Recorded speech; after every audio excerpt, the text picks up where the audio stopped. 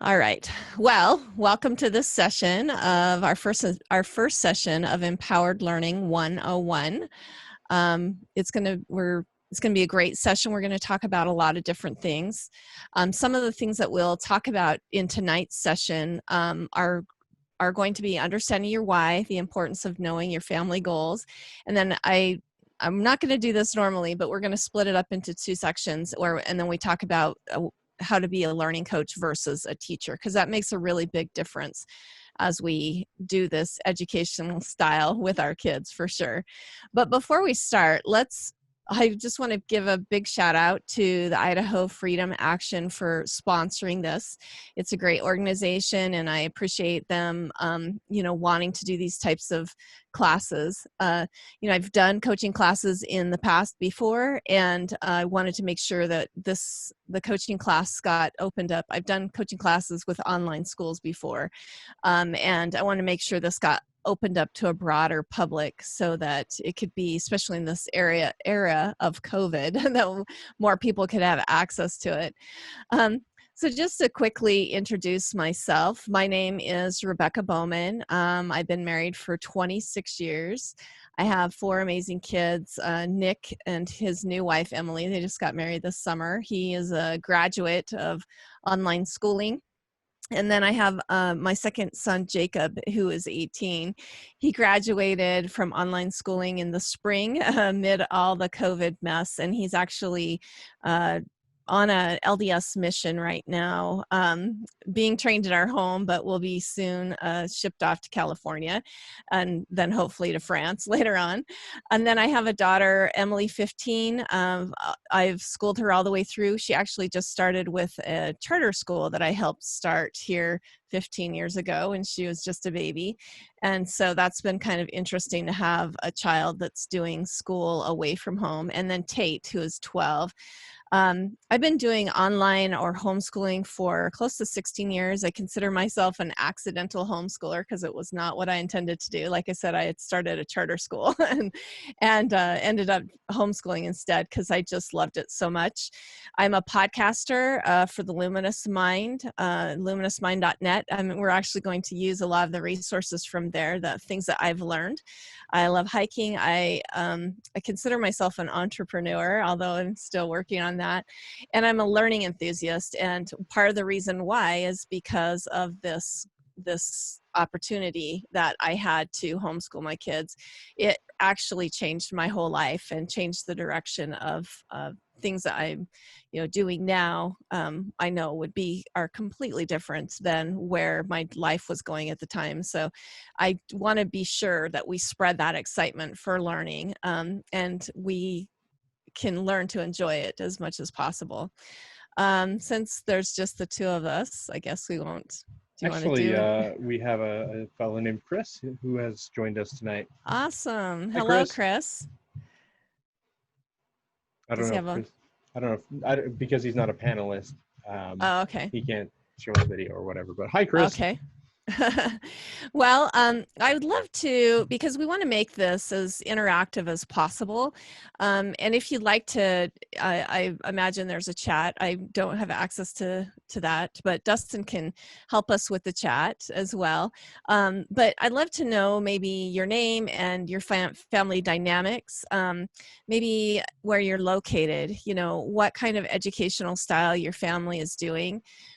I'd love to hear maybe your biggest worries or fears, anything that you feel like we can help you with. I would love to get that information, just so that we can tailor this to your specific needs and things that you're needing. We always do a session where we're just learning together, but as I work on each one of these sessions, I love to adapt it to the people that we're working with. So if you would love to give us any information about yourself, it's definitely confidential. This is not a sales scammy thing either. This is just to help people in particular with their learning needs, and especially with our COVID situation. So if you could find the chat and let us know, that'd be great. Otherwise, I guess we'll just get going. We're going to first talk about part 1 of this session for best practices for learning coaches. I am not a professional presenter. I'm just an Idaho mother, so I've got that nice Western twang in my voice as well. So just keep that in mind. I'm not a professional presenter. I'm just somebody here to kind of share what I've learned and hopefully inspire other people. There will be no sales in this presentation whatsoever. It is entirely just to help people and to give them resources to help create a group basically of people who can support one another. That's one of the things about distance learning that's really a struggle, is finding a tribe, basically, because you feel very disconnected and you feel kind of all alone in this. And that's the whole point, is I want to make sure you're not alone, and there's a lot of things that you can ask. We're going to first start with understanding our why, that importance of knowing family goals. We're going to talk a little bit about deschooling. It's kind of a strange term, but it's really important to make sure that things go well with our online or with our learning experience, our learning at home. And we're going to talk a little bit about goals and trying to create that longevity of learning. So one thing I love to do whenever I'm coaching any of these classes is to give resources so that you can go and you can research these things. Hopefully these are clickable links. Maybe Dustin can click on them just to be sure. I checked them earlier and they were, but one of the reasons why I am a learning enthusiast is because I have studied a lot on this particular topic. And I think it will help you feel a lot more successful the more that you study with different things yourself. Like I said, we're going to talk about deschooling, and I really feel like that's a good place for people to start, especially if their kids have been in school before, and then, now you're doing something new. It's something you want to learn about so that you don't get frustrated as you watch your children go through this process. I put in a lot of my links for my podcast just because I have a lot of information. I have that episode with Sandra Dodd. She's a huge unschooler, deschooler. But there's different information in there. We're going to talk about starting with why. This is a YouTube video with Simon Sinek. Another thing we're going to talk about is how to sell education to your kids. And this was a great episode that I did with Heather Lachenko with Math Hacked, but we'll talk about that a little bit. I highly recommend reading this book by William Stixrud and Ned Johnson about the self-driven child. I think anybody who starts schooling at home, it's a great book regardless, because they have so much information all the way from toddler to my stage of kids that have their own lives going. And then Peter Gray, Freedom to Learn, is also an amazing, he has tons of YouTube videos, different things like that, but a wonderful book, great place to start as you are beginning like this journey, or maybe you've been on it for a while, but want to be better at this process, because it is a process for sure. So let's start here. I really feel like when we begin homeschooling, deschooling is a must. It is an absolute must that we go through this process and we understand this process of deschooling. It's a mental process that a person goes through after being removed from their formal education environment. It usually refers to children who've been removed for the purposes of either unschooling or you're trying to homeschool them. But it's basically that person that's leaving school. Either they've dropped out or they're graduating or they're entering some type of online schooling as well.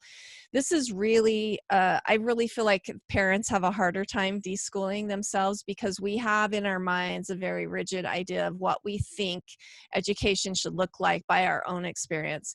And, down at the bottom, I have, be sure to educate your children for their time and not yours. Sometimes we want to filter in what we think that education should look like, but really there is no there's no book of what it should look like other than our traditional public schooling experience. And that's one thing that when we can deschool ourselves, it kind of helps us keep an open mind.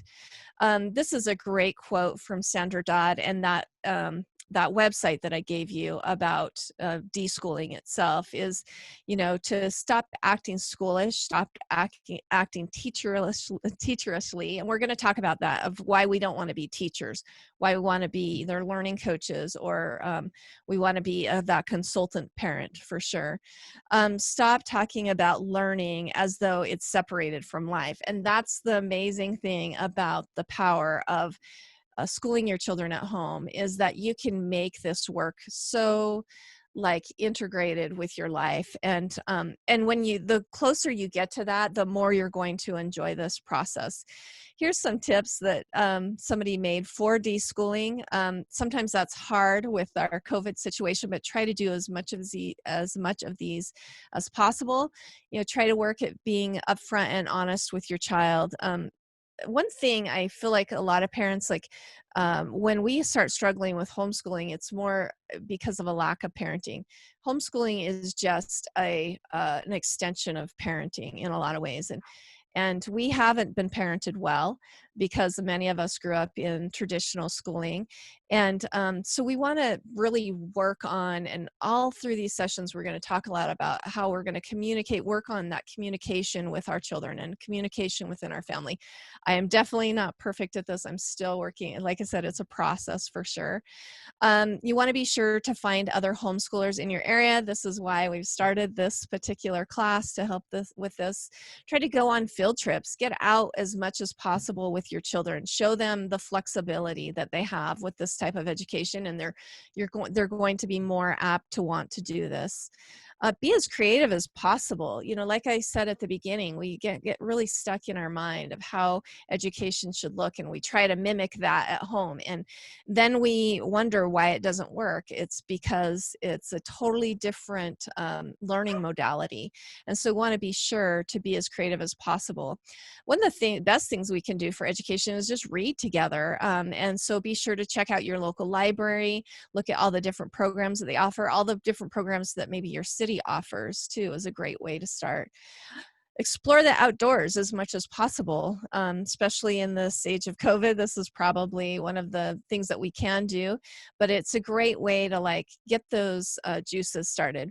And one thing I want parents to keep in mind, that we have to deschool our children because naturally they are meant to learn. Sorry, I have a dog in the room that is now barking at me, but they grow up learning. I mean, you think about a baby and how much they learn, and how much they learned all through that toddler stage, and how much learning is a very natural process. And somehow when we put them in school, all of a sudden we think it's supposed to have this formal look to it, and learning looks like this. And we teach our children that almost. And that's what we're trying to do, is kind of get them back to that toddlerish thing. So when we mention to do these things, it's to take them back to how kids were naturally formed. Everybody loves learning, as long as we consider their style and the things that they love to do. Try to watch as many education videos online. That's why I gave some different resources at the beginning, because that really helps you to kind of break out of that traditional mold and work on changing that paradigm, which is one of my favorite taglines to say on my podcast. But anyway, and learn about different types of homeschooling. We are not going to focus on how to do homeschooling. We're just going to focus on how to make it more enjoyable for you, how to make it something that you want to do with your kids, how to make it something that brings your family closer together. Which is why why I always like to start with why. A lot of people, when they begin homeschooling, they want to talk about the what. They want to talk about the curriculum, and how to set up the classroom, and how your schedule should look, and how that all. And sometimes when we're focused on that, when we hit rough days, which you do when you're schooling at home, or you're doing this with your children at home, it throws everything off. And sometimes we lose our focus of what we're doing too. And then that affects the emotions in the home, which we'll talk about later. Super important to keep those positive emotions going. Our brains are fueled on positive emotions. One reason why we hate math, all the negative emotions. But if we can create as many positive emotions as possible, that helps our brain open up and we learn more and we enjoy it more. So we want to keep that why always in the background. So I'm going to ask a question, why, you know, I'm going to ask a question of why you want to do this. A lot of reasons now. Many of us feel somewhat forced because of COVID, but I want us to go deeper than that. I want us to go like, yeah, we may be somewhat forced to do this because of COVID, but what is your why and what are you hoping to get out of this? Because we have an amazing power to kind of unlock a deeper reason for why, and to create a better situation for all of us. So some great questions to ask yourself, and questions to ask your kids too. Questions to ask your family, your wife, your spouse, different people that are also involved in this. Why is this important to you? Why did you select this learning style? Is it just because of something that one of your homeschooling friends told you about, or is it I don't know, did it just come up online and so you selected it? That's really important to know why you're using the learning style or the curriculum that you are. What do you hope to gain from this experience? It's really important. Even if you're only doing this for 1 year, you really want to think about like how you want this whole thing to end. Is it just a placeholder for your kids?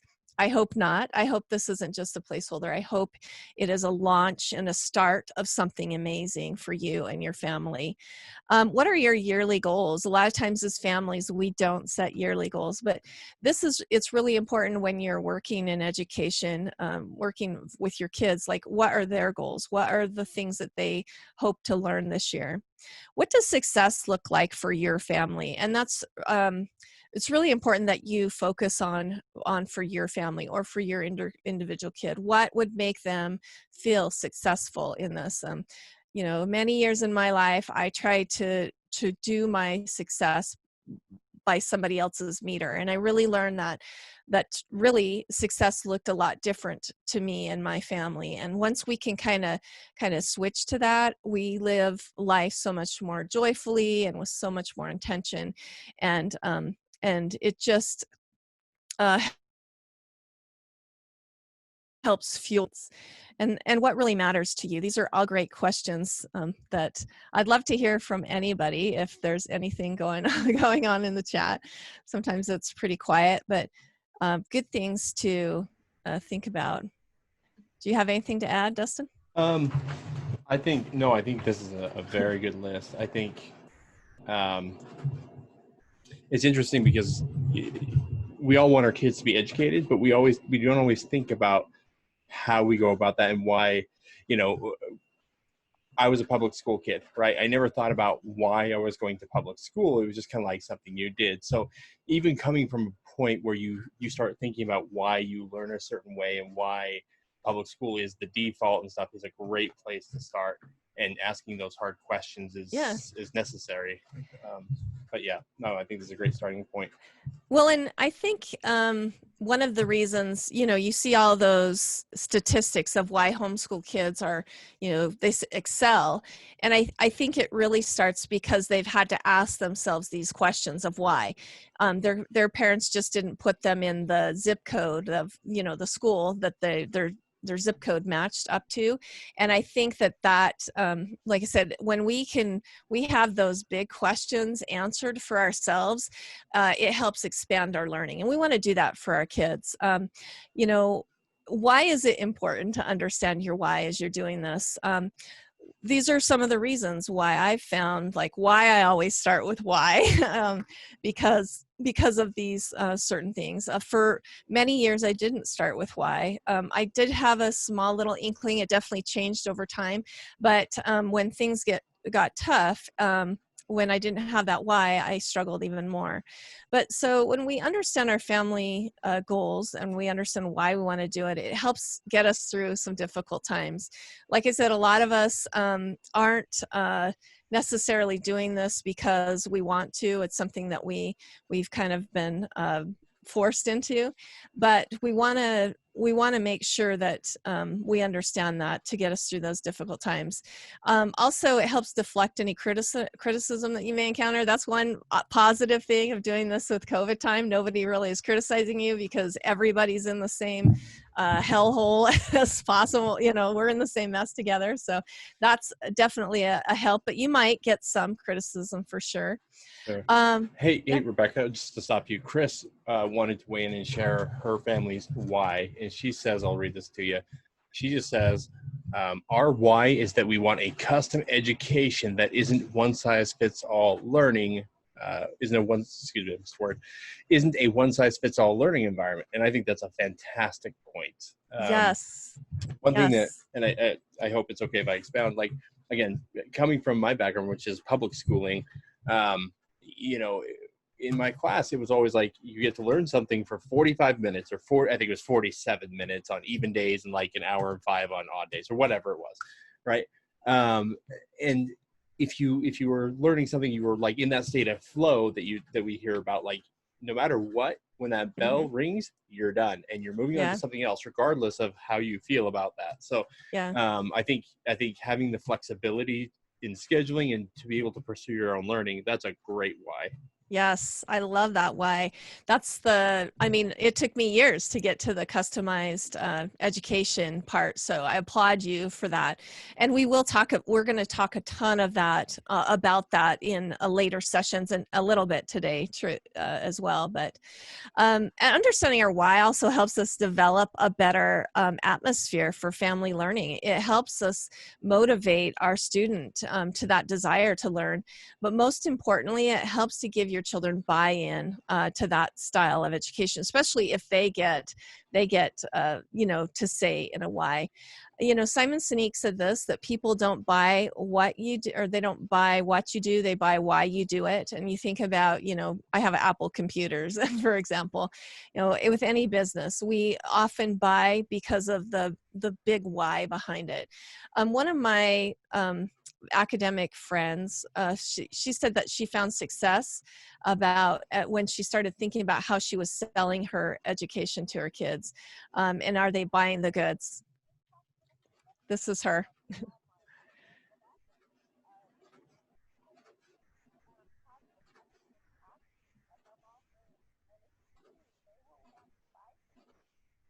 there a way to turn that up a little bit? Is it too loud? It's not, I can't hear it. That's weird. Okay, I will have to work on that. Okay, she basically talked about, maybe if I go back, let me go back. I wonder if I have to have my headphones unplugged. Let's try that and see, because it's just going through my headphones. But let me unplug it and then we'll try.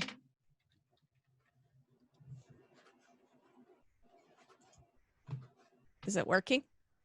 I can't hear it. Oh.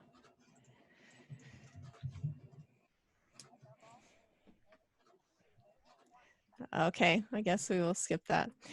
Anyway, very powerful when we think about that why, and we think about that customization, like Chris was saying, also helps with that selling that education to our kids, and we want to keep that in mind. So how are you selling education to your kids? Is your goal to just learn at home, or are you ready to unleash that power of self-directed learning? And that's the amazing part. I think when I started, I didn't realize like how I was creating children that love to learn, that were self-directed in learning. You know, a lot of people ask me all the time, like, how did you get your boys to do this? Or and I didn't. It was something that they wanted to do. And, you know, we talked a lot, we set goals, we did a lot of that. And they drove their own education, which I think is really powerful.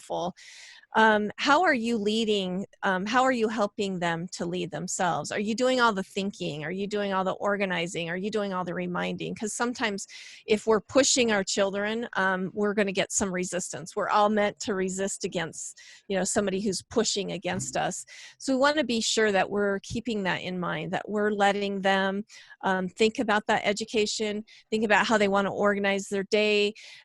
This is a great experiment into mindfulness. You know, when we sit in the classroom, we don't get to decide how that works with us.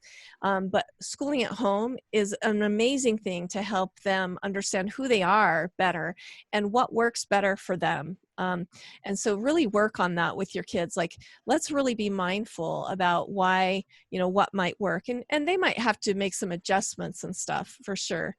Consistency in learning helps students better thrive academically and helps them be more self-directed and lifelong learners. And that was one thing I was really good about, is being consistent with the learning. Really helps. And it helps get over that deschooling a little bit more. You won't see kids flounder as much when there's some consistency in the day, for sure. But now we're going to switch gears. We're going to talk more about, the best practices of being a learning coach is just visioning ourselves different than what we saw. Public school pushed a lot of how we worked as families. A lot of times we parents disciplined about what was going on with school, and we became more authoritarian type of people. And that's a lot when I find that a lot of parenting is kind of like that. It's turned more authoritarian. And then when we bring our kids home, we're even worse at that, because we think, okay, I have to be pushing and driving and making them do this type of thing. And we want to think more in the long term that we're a coach. One thing I want you to really keep in mind, with this learning style, you're going to have a lot more hats on your head. And to be successful, the hat that is the most important is the title that you have of either mom, dad, grandma, whoever you are, is so important. And with that title comes a lot of, we understand our kids a lot better than we would as a teacher.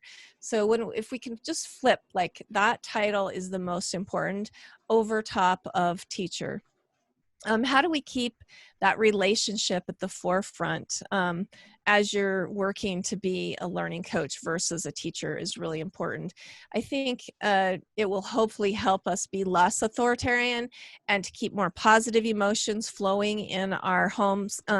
We're going to lightly touch on those emotions and how they work. There are going to be sessions where we dive deeper into how those positive emotions help with learning. But I really love this quote. This is by Thomas S. Monson. I'm in a highly, Mormon area, and he was a leader of the LDS church. But he said, never let a problem to be solved more important than a person to be loved. And I really think that when we're dealing with our kids and learning at home, and it's just that extra pressure that sometimes we forget that they are people too, and that they have feelings, and we let that problem of, making them do this, how are we going to get them to do that, become more important than just loving our kids and being present with them.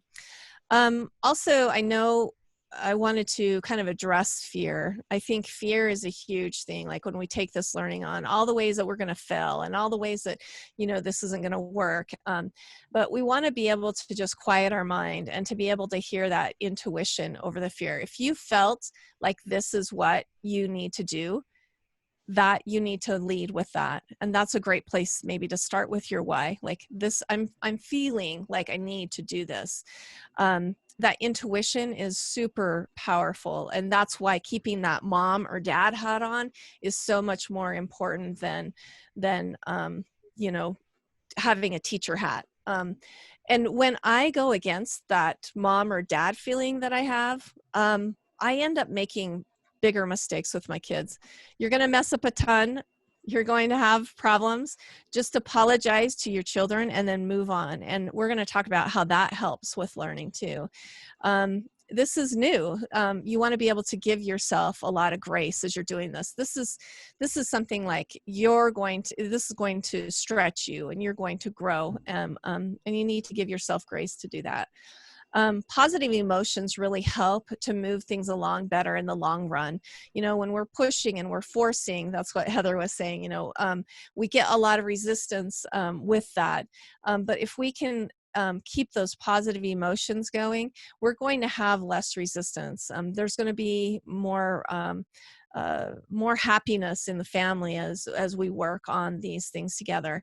And the more we feel more lighthearted about it, there's more joy, there's more, what are some of the other words here? There's more hope, there's more pride in our work, there's more interest in things. We're going to keep that that learning process going. And like I said, I'm just lightly touching on it. We're going to really dive deep in how those positive emotions really open up the brain and help that learning flow. And how do you motivate your children? How do you keep those positive emotions flowing with your children? I'd love to hear if anybody's got some, how do you, when you're feeling frustrated or what with the process, what is something you do to kind of make it a little more lighthearted or bring a little more joy back into it?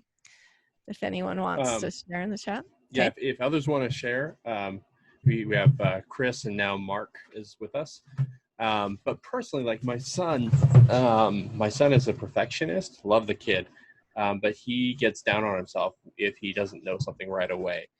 And I think I know where he gets that from. But we take time to, whether we're out and about, learning something intentionally, meaning having classroom type hours, or, we're just working on something else.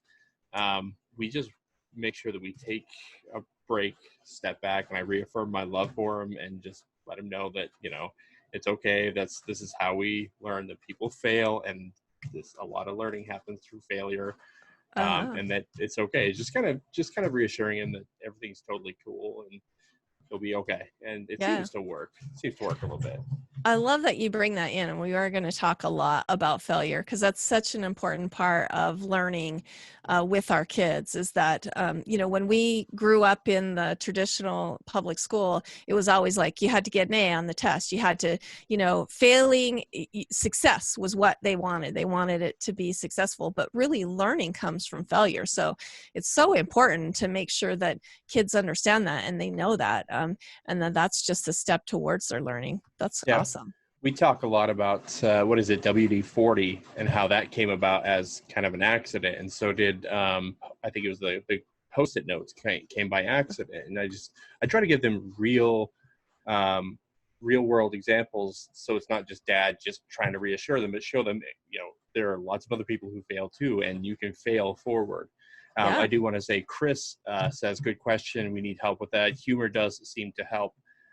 Not taking things too seriously, and I think that's good too. Yeah. I mean, you gotta know that your kids will eventually get it. I mean, I remember getting so frustrated with my children, like I don't understand why they're not getting this or not understanding it. And then one day the light bulb would hit. So I think if we just kind of keep that in mind, that eventually it's going to happen and they're going to get that, they're going to get the learning. It's not meaning like today is just a small picture, and you want to keep that long view for sure. So let's first talk about what a learning coach is. One of the reasons why I love this term is that when we can think of ourselves as a coach, it takes a lot of pressure off, more so than a teacher. And if you think about a coach is more of an advisor for sure. They just help to guide. They help provide the necessary tools. They mentor best forms and practices. And we're going to talk about a lot of that through these sessions of how to mentor education, because that's how our kids buy a lot of what we're selling too, is by watching us. If you spend a lot of time not learning yourself, are they going to think that learning is very important in their life? You also, as a learning coach, you're kind to your students or your children, and you want, I don't understand what I'm saying here, but you want to be with your children. You want to have them as part of your life. So some tools for motivation is definitely help your students set their own why and their own goals. Help them make their own schedule, have them really think about what's important to them at different times. And I know that's hard, like when you're doing this with multiple kids, to have one kid that's rogue and not there. And maybe that's something you talk to them about. Maybe you're like, well, if you want help with your math, you have to be here when I'm here, because I have to say that to my son all the time, my 12-year-old, I have other things I have to be doing too. So, this is a good time for me. When is it a good time for you? And so maybe reining that back in, but then also letting them set their own goals. Once again, those positive emotions, they fuel that learning, they fuel the enthusiasm. And once we can, like Chris said, if we can keep it lighthearted, we can keep it fun, we can keep it enjoyable for them, that's going to drive that motivation too. And don't expect perfect performance from your children. It is so interesting to me how, when we're an adult, we understand like we're not perfect, but for some reason, and I'm guilty of this myself, when it comes to my kids, I expect them to be better at stuff than me. I expect them to perform better than me, but they're just people. They're going to disappoint us. And so we've got to know that, just don't expect that perfection from them, and let them fail. If they aren't getting something done, let them fail at that. Let them have that opportunity to grow, because like Dustin was saying, if we don't give them that chance, they're not going to fall forward. This particular book, The Self-Driven Child, if you listen to that podcast with I'm trying to think, it's the PhD, and I can't remember, I think it's Bill Studricks. He talks about how he became who he is today, and he's a psychologist because he was allowed to fail in school. He wasn't the best student at all.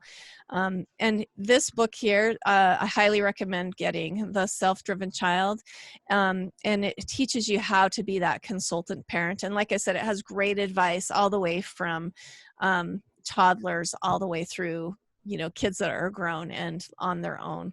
So definitely recommend that book. We want to be sure that we're acting as a mentor, where we teach by example. That helps with that learning longevity.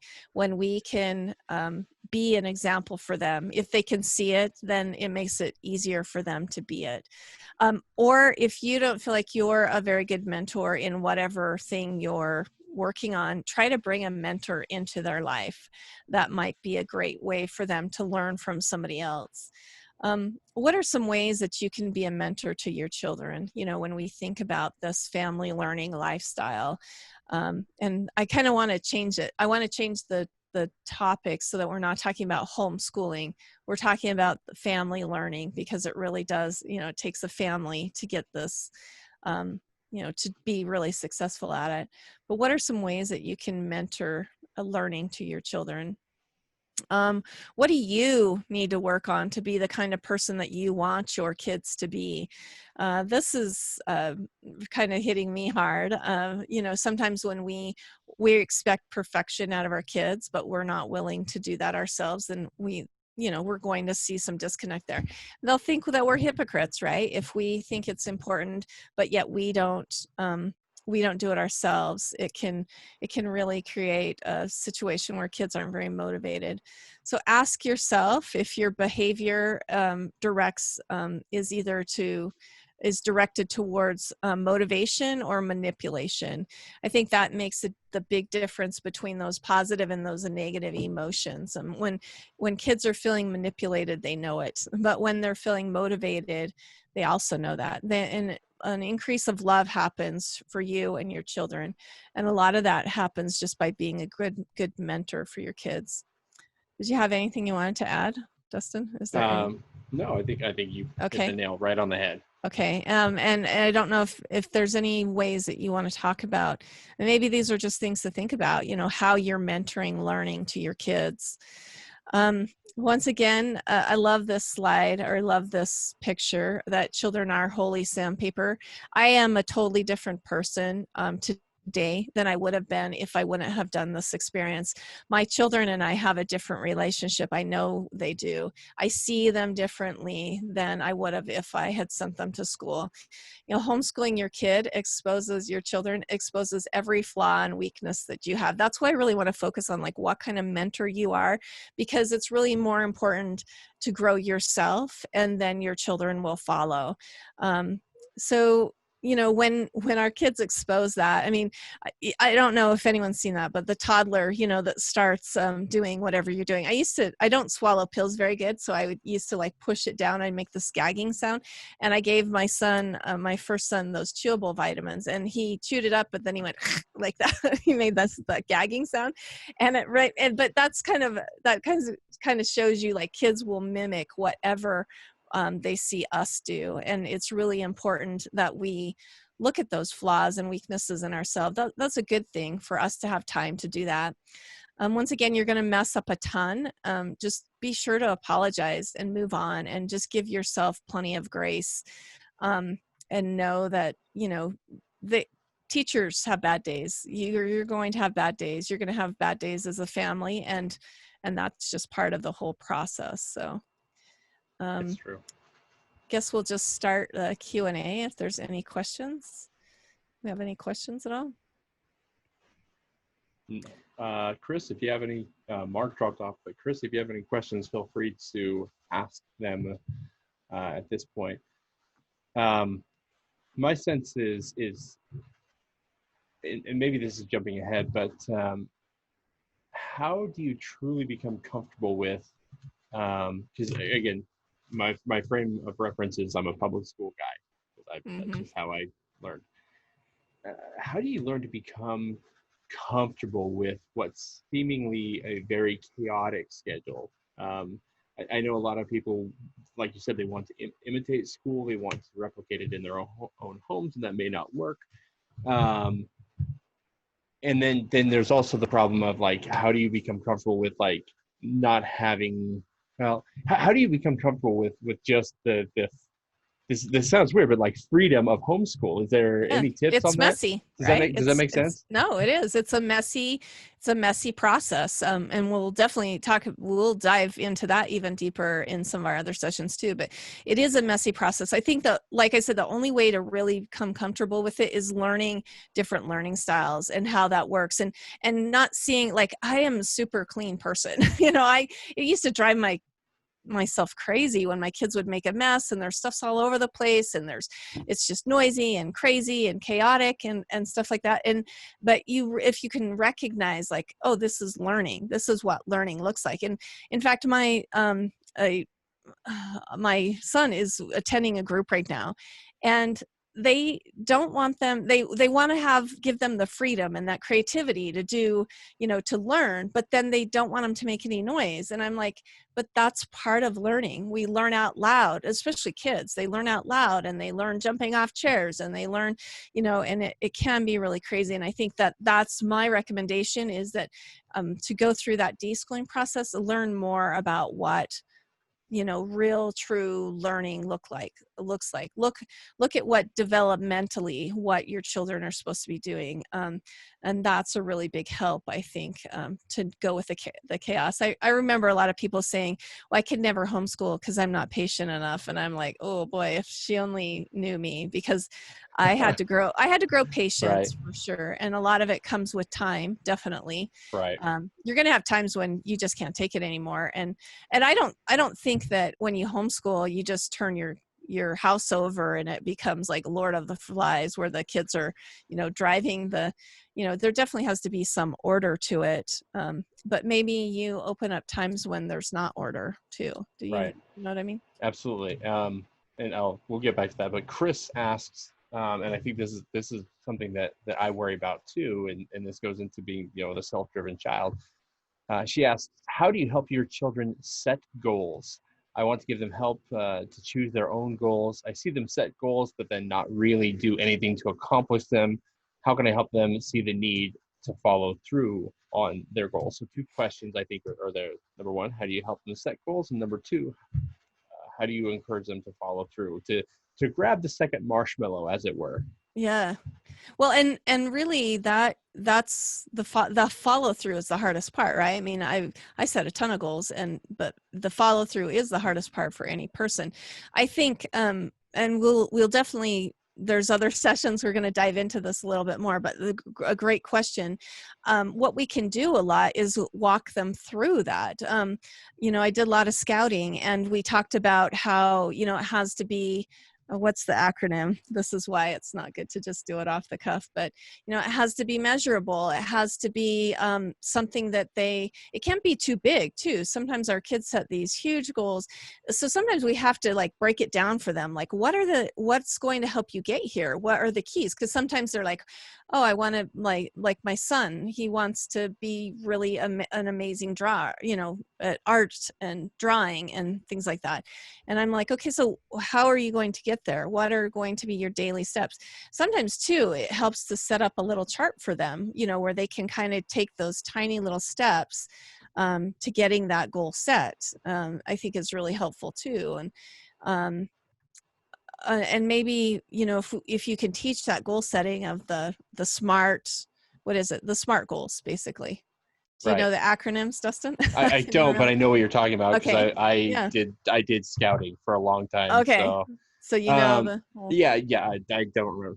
I can we Google will it. talk about it in other sessions. I will. Yeah, I'll self-educate it. by Googling.